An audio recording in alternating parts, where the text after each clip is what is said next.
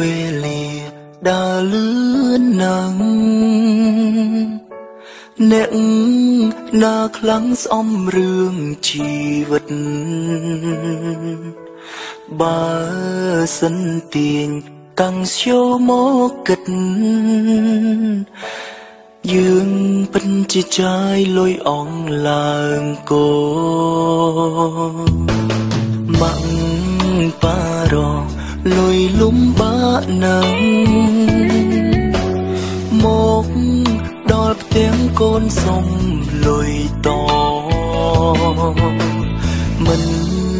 ដែលឃើញទឹកភ្នែកគួតហូរឃើញតែកូនរអ៊ូមុនហត់លុយអើយលំដើររកលុយទេលំដេកយំដែរទេពេលស្ដាប់បននេះហូរទឹកភ្នែកហើយមិនធ្វើក៏ឲ្យគេមិនឲ្យលុយស្រួលឡើយថ្ងៃក្រោយចាយលុយត្រូវគិតជានិច្ចម៉ាក់ប៉ាជាធនាគារពេលយើងទីរៀងហត់បន្តិចគាត់រអូជារាប់លេចតែមិនដែលជុំស្រឡាញ់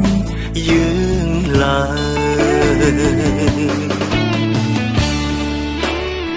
ពេលនេះខ្ញុំយល់ហើយ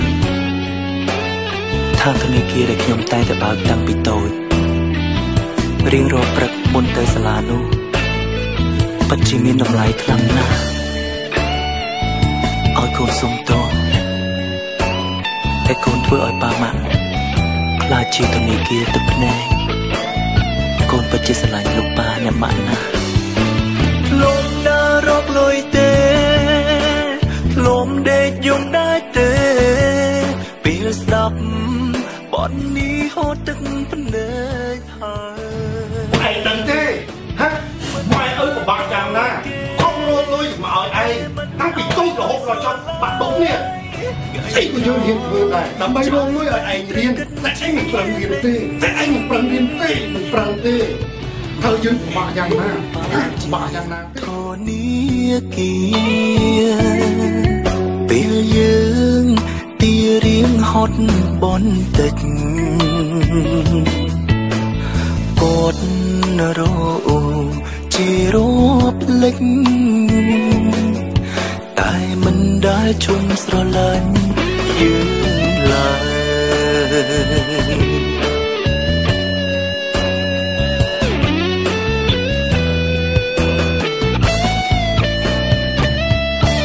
ជីវិតនេះត្រូវសរសេរពាក្យតស៊ូឲ្យបានច្រើនខ្ញុំប្រាជ្ញាចិត្តថាប្រឡងមក10ឆ្នាំក្រោយត្រូវតែជាប់ក្នុងឆាកជីវិតមនុស្សម្នាក់ៗអ្ន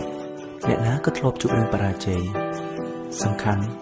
យើងត្រូវរៀនក្រោកឈរដោយខ្លួនឯងឲ្យបានរឹងមាំ